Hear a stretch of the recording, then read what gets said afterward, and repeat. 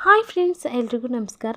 ಹಿಂದೂ ಧರ್ಮ ಗ್ರಂಥಗಳಲ್ಲಿ ತುಳಸಿಯನ್ನು ಯಾವ ದಿನ ನೆಟ್ಟರೆ ಒಳ್ಳೆಯದು, ಯಾವ ದಿನ ನೆಡಬಾರದು ಎಂದು ಉಲ್ಲೇಖಿಸಲಾಗಿದೆ. ತುಳಸಿಯನ್ನು ಯಾವ ದಿನ ನೆಡಬೇಕು, ಯಾವ ದಿನ ನೆಡಬಾರದು ಎಂದು ಈ ವಿಡಿಯೋದಲ್ಲಿ ತಿಳಿದುಕೊಳ್ಳೋಣ. ವಿಡಿಯೋ ಇಷ್ಟ ಆಗಿದ್ದರೆ ಪ್ಲೀಸ್ ಲೈಕ್ ಮಾಡಿ, ಚಾನಲನ್ನು ಸಬ್ಸ್ಕ್ರೈಬ್ ಮಾಡ್ಕೊಳ್ಳಿ.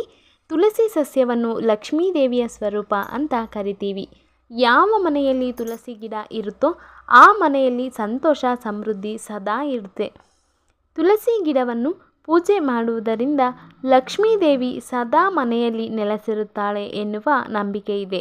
ತುಳಸಿ ಗಿಡವನ್ನು ತಪ್ಪಾದ ದಿನಗಳಲ್ಲಿ ನೆಟ್ಟರೆ ಅದು ಕುಟುಂಬಕ್ಕೆ ಅದೃಷ್ಟದ ಬದಲು ದುರಾದೃಷ್ಟವನ್ನು ತರುತ್ತೆ.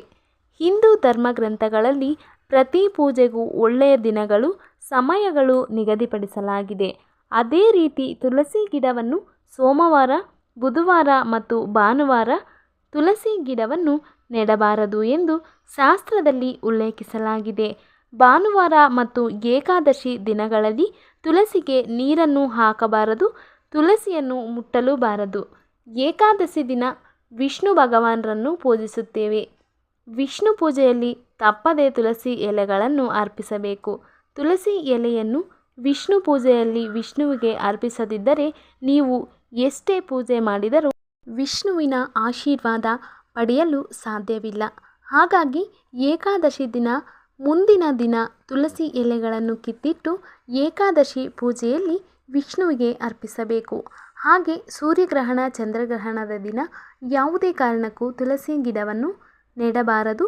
ಗ್ರಹಣದ ದಿನ ನಾವು ಮನೆಯಲ್ಲಿ ಆಹಾರ ಪದಾರ್ಥಗಳ ಮೇಲೆ ನೀರಿನಲ್ಲಿ ತುಳಸಿ ಎಲೆಗಳು ಇಟ್ಟರೆ ಗ್ರಹಣದ ಕೆಟ್ಟ ಕಿರಣಗಳು ಅವುಗಳ ಮೇಲೆ ಪ್ರಭಾವ ಬೀರುವುದಿಲ್ಲ. ಗ್ರಹಣದ ಒಂದು ದಿನ ಮುಂಚಿತವಾಗಿ ತುಳಸಿ ಎಲೆಗಳನ್ನು ಕಿತ್ತಿಟ್ಟು ಗ್ರಹಣದ ದಿನ ತುಳಸಿ ಎಲೆಯನ್ನು ಉಪಯೋಗಿಸಬಹುದು. ತುಳಸಿಯನ್ನು ಗುರುವಾರ ನೆಡುವುದು ತುಂಬ ಒಳ್ಳೆಯದು. ಗುರುವಾರ ವಿಷ್ಣು ಭಗವಾನ್ಗೆ ಪ್ರಿಯವಾಗಿದೆ. ಈ ದಿನ ತುಳಸಿ ನೆಡುವುದು ಒಳ್ಳೆಯದು. ಹೀಗೆ ಮಾಡಿದರೆ ವಿಷ್ಣು ಮತ್ತು ತಾಯಿ ಲಕ್ಷ್ಮಿ ಆಶೀರ್ವಾದ ಸಿಗುತ್ತದೆ. ಗುರುವಾರದ ಜೊತೆ ಶುಕ್ರವಾರ, ಶನಿವಾರ ತುಳಸಿ ಗಿಡ ನೆಡಬಹುದು. ಶನಿವಾರದ ದಿನ ತುಳಸಿ ನೆಟ್ಟರೆ ಆರ್ಥಿಕ ಸಮಸ್ಯೆ ಇರುವುದಿಲ್ಲ. ಶುಕ್ರವಾರ ನೆಡುವುದರಿಂದ ತಾಯಿ ಲಕ್ಷ್ಮಿ ಆಶೀರ್ವಾದ ನಿಮಗೆ ದೊರೆಯುತ್ತದೆ. ಮುಖ್ಯವಾಗಿ ಕಾರ್ತಿಕ ಮಾಸದಲ್ಲಿ ತುಳಸಿ ಗಿಡ ನೆಡುವುದು ತುಂಬ ಒಳ್ಳೆಯದು. ತುಳಸಿ ನೆಟ್ಟು ಸಂಜೆ ತುಪ್ಪದ ದೀಪವನ್ನು ಕಾರ್ತಿಕ ಮಾಸ ಮುಗಿಯುವವರೆಗೂ ಹಚ್ಚಿದರೆ ಸಂತೋಷ ಮತ್ತು ಸಮೃದ್ಧಿ ಸದಾ ನಿಮ್ಮ ಮನೆಯಲ್ಲಿ ಇರುತ್ತೆ.